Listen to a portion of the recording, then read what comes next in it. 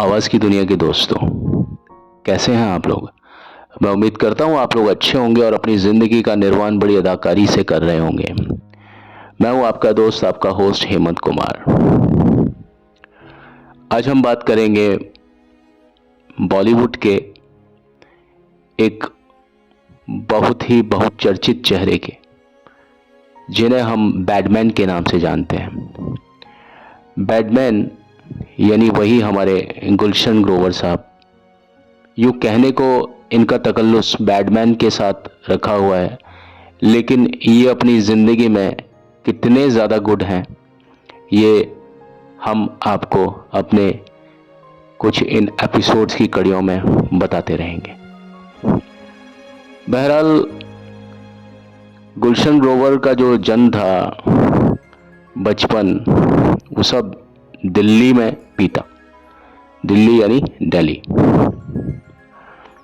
और ये बहुत ही ज़्यादा मध्यम परिवार से ताल्लुक़ रखते हैं, बल्कि मध्यम से भी जो एक होता है ना कि भाई उससे भी जो स्तर होता है वो कहीं कम होता है, उस परिवार से हमारे गुलशन ग्रोवर साहब ताल्लुक़ रखते थे। बचपन के सबसे शुरुआती दिनों में गुलशन ग्रोवर की माँ गुलशन के नन्हे हाथों को अपने हाथों से कसकर पकड़ करके घर के पास ही एक सरकारी स्कूल हुआ करता था, वहाँ लेकर के जाती थी। गुलशन ग्रोवर क्योंकि पंजाबी हैं, और जो लोग पंजाबी या सिख होते हैं वो अपनी माँ को चाई जी कह के बुलाते हैं, तो गुलशन ग्रोवर अपनी माँ को चाई जी कह करके बुलाते थे। और जब गुलशन ग्रोवर अपनी क्लासरूम में पहुंच जाते थे तो भी चाई जी वहां से नहीं जाती थी। ये है माँ और बेटे के बीच का प्रेम। छोटा सा बच्चा, माँ उनको छोड़ने जा रही है स्कूल में, बच्चे को स्कूल के अंदर क्लास में बच्चा बैठ गया, माँ उसका बाहर इंतज़ार कर रही है। एक माँ अपने बच्चे का कितनी देर तक इंतज़ार कर सकती है, छुट्टी होने तक, है ना। तो चाई जी का रोज़ यही एक नियम होता था कि वो अपने बच्चे के साथ में हाथ पकड़ के उसको स्कूल तक लेके जाती थी और उनको बाहर खुद खड़ी रहती थी और बेटा अंदर स्कूल में पढ़ता था। अब आप बताइए वो समय कितना मुश्किल होता होगा एक माँ के लिए, अपने बच्चे को इस तरह से उसका इंतज़ार करना। ये अपने आप में कोई इतनी बड़ी चीज़ नहीं समझते कुछ लोग कि भाई ठीक है, स्कूल गया बच्चा, तो स्कूल ऐसा कौन सा बच्चा है जो नहीं जाता। लोगों के दिल में, दिमाग में, जहन में ये प्रश्न आएगा। लेकिन ये जो एक जो दृश्य है कि माँ अपने बेटे के लिए उस वक्त तक उस जगह से नहीं हिलती जब तक स्कूल की छुट्टी नहीं हो जाती, तो वो चीज़ थोड़ा सा इस बात को बताती है कि इन माँ और बेटे में कितना प्रेम संबंध रहा था। तो इसके बाद में भी जो चाई जी है वो वहाँ से नहीं जाती थी। स्कूल की दीवार के सहारे खड़े होकर के वो गुलशन ग्रोवर, यानी गुलशन छोटा सा था उस समय, उसको पढ़ते हुए देखती थी। क्लासेस कमरों की बजाय बाहर लगती थी ताकि माँ इसीलिए उनको बाहर से देख पाती थी। खेल के कालांश में, खेल के पीरियड में बहुत सारे छोटे छोटे बच्चों के बीच में अपने प्यारे बच्चे गुलशन को उछलते कूदते देखती रहती थी। हर वक्त उनका ध्यान इसी बात पर रहता था कि कहीं गुलशन गिर ना जाए, कहीं उन्हें चोट ना लग जाए। कुछ हफ्ते बाद दीवार के साथ खड़ा रहना स्कूल प्रशासन द्वारा इस बात पर गौर किया जाने लगा। कई टीचर्स ने उन्हें सख्ती से मना किया और उनसे कहा कि वो वहाँ रह करके स्कूल की दीवार से सट करके इस तरह से अपने बेटे को नहीं देख सकती हैं। वैसे जो माँ होती है वो अच्छे स्वभाव की होती हैं, और गुलशन ग्रोवर की माँ भी बहुत ज़्यादा सौम्य और बहुत ही ज़्यादा भली एक महिला थी, लेकिन वो इस तरह के बंदिश को बर्दाश्त नहीं कर सकी और उनके आंसू निकल पड़े और आंसुओं से पिघलकर उसी स्कूल के सामने एक छोटी सी एक दुकान हुआ करती थी। वहाँ उस दुकान के मालिक से गुलशन की माँ चाई जी ने उस मालिक से बात की, तो उस दुकानदार ने उनको वहाँ उस दुकान पर बैठने की मोहलत दे दी कि हाँ, आप जब तक आपके बच्चे की स्कूल से छुट्टी ना हो आप यहाँ बैठ सकती हैं। उस दुकान में बिस्किट और टॉफ़ीज़ मिलती थी। इस वजह से स्कूल की जैसे ही छुट्टी होती थी सारे बच्चे बाहर निकलते थे और दुकान की तरफ दौड़ते थे। वहीं गुलशन ग्रोवर की माँ बड़े ही धैर्य के साथ में आखिरी घंटी का इंतज़ार, आखिरी घंटी जो बजती है उसका इंतज़ार करती रहती थी ताकि अपने प्यारे गुलशन को वो घर लेकर के जा सके। वहीं दूसरी तरफ गुलशन ग्रोवर के पिताजी एक बहुत ही अच्छे विद्वान थे, जबकि चाई जी जो हैं वो सिख थी और पिता जो थे वो हिंदू थे। और माँ हमेशा अपने एक बगल में अपनी साड़ी से एक गुरु ग्रंथ साहिब का छोटा सा गुटका, छोटी सी किताब जिसमें कुछ चुनिंदा वाणियाँ, छंद या गीत होते हैं, उनको रखा करती थी और गुलशन के इंतज़ार में वो उन चुनिंदा वाणियों, छंद और गीतों को पढ़ती रहती थी और गाती रहती थी। कभी कभी वो चलती हुई दीवार तक आ जाती और देखने के लिए अपने बेटे को चोरी चोरी दीवार से फांद करके अपने बेटे को देखती थी कि क्या उनका बेटा ठीक तो है या नहीं। वो बहुत ज़्यादा प्यार करने वाली माँ इतनी ज़्यादा प्यार करती थी कि वो मुझे यानी गुलशन को एक पल भी छोड़ नहीं सकती थी। गुलशन ग्रोवर के पिता बहुत ज़्यादा ज्ञानी व्यक्ति थे और वो कभी भी जिंदगी में विकट और विषम परिस्थितियों में घुटना टेकने वाले लोगों में से नहीं थे। और घर में जो माहौल था बड़ा ही अच्छा माहौल था। जब मैंने आपको इस संस्कार बताए माँ बाप के बीच, माँ बाप की आदतें, उनके सोच, तो आप समझ गए होंगे कि घर के संस्कार किस तरह से होते होंगे। घर में भाई बहन भी थे और हमेशा पढ़ाई लिखाई और बुद्धिजीवियों वाली बातें होती रहती थी। घर में बिजली नहीं थी, इसलिए गुलशन ग्रोवर अंधेरे में ही बड़े हुए। लेकिन बिजली होना नहीं होना किसी सुख का कोई प्रमाण नहीं है। घर का माहौल अगर अच्छा हो तो बिजली ना भी हो, जिंदगी भर अंधेरा रहे तो भी ये चीज़ें आपको निराश नहीं कर सकती। गुलशन ग्रोवर के पिता हमेशा गुलशन को ये विश्वास दिलाते थे कि आज भले ही हमारी स्थिति अच्छी ना हो लेकिन आने वाले समय में स्थिति बहुत अच्छी हो जाएगी। और रोजाना का संघर्ष हम हमेशा नहीं करने वाले हैं। इसलिए आप मेरे बच्चों, आप सभी को बहुत ज़्यादा पढ़ाई पर ध्यान देना है, क्योंकि पढ़ाई करके ही आपकी ज़िंदगी बेहतर हो सकती है। तो गुलशन ग्रोवर के पिताजी अपने बच्चों को यही सिखाया करते थे और गुलशन ग्रोवर के कानों में हमेशा यही स्वर, यही शब्द गूंजते रहते थे। गुलशन ग्रोवर ने कभी भी अपना स्कूल का और घर का काम, जो होमवर्क जो होता था, उसे पूरा किए बगैर कभी भी गुलशन ग्रोवर क्लास में नहीं जाते थे। स्कूल में कभी भी ऐसा नहीं हुआ कि गुलशन ग्रोवर को किसी भी वजह से किसी टीचर ने थोड़ा सा भी डांटा हो, क्योंकि जो भी कुछ कक्षा में सबक पढ़ाया जाता था वो गुलशन ग्रोवर को हमेशा याद रहता था। और गुलशन ग्रोवर अपने दिमाग में बहुत ज़्यादा फर्टाइल थे और वो बहुत अच्छा दिमाग था और एज बीइंग द स्टूडेंट, विद्यार्थी के तौर पर बहुत ही अच्छे मतलब और मेधावी छात्र रहे हैं गुलशन ग्रोवर। गुलशन ग्रोवर की जो स्कूल यूनिफॉर्म थी वो कभी भी मैदान में होने वाले झगड़ों की वजह से मैली नहीं होती थी। कहने का मतलब यह है कि गुलशन ग्रोवर कभी भी हाथापाई या लड़ाई झगड़ों में नहीं रहते थे।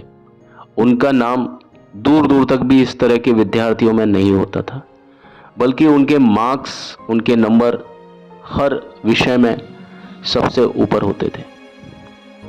गुलशन ग्रोवर स्कूल के अलग बड़े धार्मिक प्रवृत्ति के इंसान हैं और बचपन में वो सुबह सुबह चाई जी यानी अपनी माता जी के साथ में गुरुद्वारे जाते थे और विशेष तौर पर त्योहारों के दिन यानी जैसे गुरु गोविंद सिंह जयंती, गुरु नानक जयंती, तेग बहादुर जयंती, अर्जन सिंह जयंती, ऐसे त्योहारों पर वो सेवा किया करते थे, जिनमें फर्श पर झाड़ू लगाना, लंगर के बर्तनों को धोना और वो जो सवाब जो मिलता है और बड़े बुजुर्गों से जो उन्हें सीख मिली थी, वो उस सीख के हिसाब से अपनी जिंदगी में थे गुलशन ग्रोवर। हर एक बड़े व्यक्ति को आदर से बात करना और अपने से बड़ों के पांव को छूना, उनका आशीर्वाद लेना, ये गुलशन ग्रोवर के संस्कारों में निहित है। और गुलशन ग्रोवर को भी एक आम जो एक तरीका होता है घर में, वही तरीका मिला था। जैसा कि मैंने आपको बताया कि गुलशन ग्रोवर मीडियम क्लासेस के जो फैमिली होता है उससे भी नीचे का स्टैंडर्ड उनके परिवार का हुआ करता था, लेकिन घर का माहौल बहुत अच्छा था। और यही है कि गुलशन ग्रोवर को जो लालन पालन के दौरान जो संस्कार मिले, उन सभी का फायदा गुलशन ग्रोवर को तब मिला जब गुलशन ग्रोवर की पढ़ाई 9वीं 10वीं 11वीं क्लास इस तरह की, जब उनकी जिंदगी आगे की ओर बढ़ रही थी, जब वो स्कूली शिक्षा लेते जा रहे थे उस समय, और उस समय तक गुलशन ग्रोवर के जो परिवार की आर्थिक स्थिति थी वो बहुत ज़्यादा खराब हो चुकी थी। गुलशन ग्रोवर के बड़े भाई रमेश चंद्र को आमदनी को बढ़ाने के लिए काम करना पड़ता था, और क्योंकि गुलशन ग्रोवर का जो स्कूल था वो दोपहर का हुआ करता था, दोपहर से लेकर के शाम तक का, तो उस शिफ्ट के अलावा जो सुबह का समय खाली होता था गुलशन ग्रोवर और उनके भाई रमेश चंद्र के लिए, तो वो स्कूल बैग में एक प्रेस की हुई, आयरन यानी इस्त्री की हुई एक यूनिफॉर्म अपने पास रखते थे जो कि स्कूल यूनिफॉर्म होती थी। उसके अलावा एक पुराने से कपड़े में कुछ रोटियां बांध करके ये दोनों भाई निकल पड़ते थे और अपने हाथों में कपड़े धोने के पाउडर और गंदगी साफ करने वाले जो लिक्विड, जो क्लीनिंग का जो एक आइटम होता है जिसको हम बोलते हैं टॉयलेट साफ करने वाले जो क्लीनर्स होते हैं, उनको लेकर के ये निकला करते थे ताकि ऑर्डर ले सकें घर घर जा कर के। तो ये लोग मार्केटिंग करने वाले दो भाई थे जिनके एक हाथ में ऑर्डर की कॉपी हमेशा रहती थी। ये लोग आसपास के ही इलाके में ये लोग नहीं जाते थे क्योंकि इनके आसपास के जो इलाके होते थे वहाँ पर बड़े ही गरीब टाइप के लोग रहते थे, और जिस तरह की चीज़ों की ये मार्केटिंग करते थे या जो भी मार्केटियर्स होते हैं वो उन जगहों पर जाते हैं जहाँ पर कम से कम लोग उन चीज़ों को तो ले सकें जिनकी ये लोग मार्केटिंग करते थे। इसलिए ये लोग पंजाबी बाग जैसे इलाकों में उन सामानों को लेकर के जाते थे, घर घर जाकर के उन सामानों को बेचने की कोशिश करते थे। और ये वो इलाके थे जहाँ लोगों के पास ठीक ठाक पैसा था, और गुलशन ग्रोवर और उनके भाई महिलाओं को, जो घर की गृहिणियां होती थी, उनको मनाने की कोशिश करते थे, कन्विंस करते थे उनको उन प्रोडक्ट्स को लेने के लिए, क्योंकि गुलशन ग्रोवर जिन सामानों को बेचते थे और उनके भाई भी साथ में होते थे वो किसी ब्रांडेड कंपनी के सामान नहीं होते थे, क्योंकि ब्रांडेड कंपनी के सामानों को हम घर घर नहीं बेच सकते। तो वो क्योंकि वो किसी ब्रांड के तो सामान नहीं होते थे, इसलिए उन्हें बेचना भी बहुत मुश्किल होता था, क्योंकि लोग बाग ज़्यादातर ब्रांडेड चीज़ों को ही लेते हैं। तो ऐसी चीज़ों को खरीदने के लिए ग्राहक बनाना बहुत टफ होता है, ग्राहकों को राजी करना आसान नहीं होता। तो लेकिन फिर भी गुलशन ग्रोवर से जो लोग थे, जो औरतें थी, गृहिणियां थी, वो सामान को लेती थी। शायद गुलशन ग्रोवर की आंखों में बहुत ज़्यादा सच्चाई होगी, और आंखें हमारे व्यक्तित्व का, हमारे पर्सनैलिटी का, शख्सियत का आईना होती हैं। अगर आंखें आपकी ईमानदार हैं तो लोग बाग आपकी सच्चाई की कदर करते हैं। तो इस प्रकार वो लेडीज़, वो लोग गुलशन ग्रोवर से उन प्रोडक्ट्स को, उन चीज़ों को लेने के लिए तैयार हो जाते थे। हालांकि जैसा कि मैंने बताया कि वो चीज़ें कभी ब्रांडेड नहीं होती थी। शायद गुलशन ग्रोवर के विनम्र स्वभाव ने लोगों का दिल जीत लिया था।